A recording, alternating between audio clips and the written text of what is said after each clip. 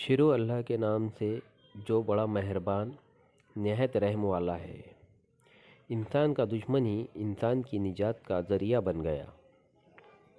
مشہور ہے کہ حضرت طارق رحمۃ اللہ علیہ جب ایک اندھیرے کنویں میں گر گئے تو اس کنویں پر سے کچھ حاجیوں کا گزر ہوا، جنہوں نے اس کنویں کو دیکھ کر کہا کہ اس کنویں کا منہ بند کر دینا چاہیے، ایسا نہ ہو کہ کوئی اس کنویں میں گر جائے۔ یہ سن کر حضرت طارق رحمۃ اللہ علیہ نے اپنے دل میں سوچا کہ اگر تو سچا ہے تو خاموش رہو۔ چنانچہ حاجی مسافر اس کنویں کو بند کر کے چلے گئے۔ انہیں کیا معلوم تھا کہ اس میں حضرت طارق رحمۃ اللہ علیہ موجود ہے۔ کنویں میں پہلے ہی سے اندھیرا تھا، اب اور بھی تاریک ہو گیا۔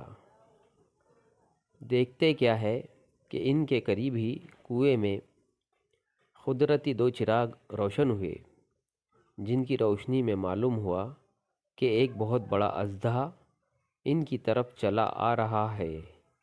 سوچنے لگے سچ اور جھوٹ تو اب ظاہر ہوگا، دیکھیے اس کا کیا انجام ہوتا ہے۔ چنانچہ جب وہ اژدہا ان کے قریب آیا تو خیال کیا بس اب یہ مجھے نگل جائے گا، لیکن خدا کی قدرت، اژدہا سیدھا کنویں کے دہانے کی جانب چڑھتا چلا گیا اور کنویں کے اوپر جو کچھ پاتا گیا تھا اس سب کو علیحدہ کر کے اپنی دم حضرت طارق رحمۃ اللہ علیہ کی گردن سے پیر تک لپیٹ کر ڈول کی طرح ان کو کنویں میں سے باہر لے آیا اور اپنی دم ان کی گردن سے نکال کر چلتا بنا۔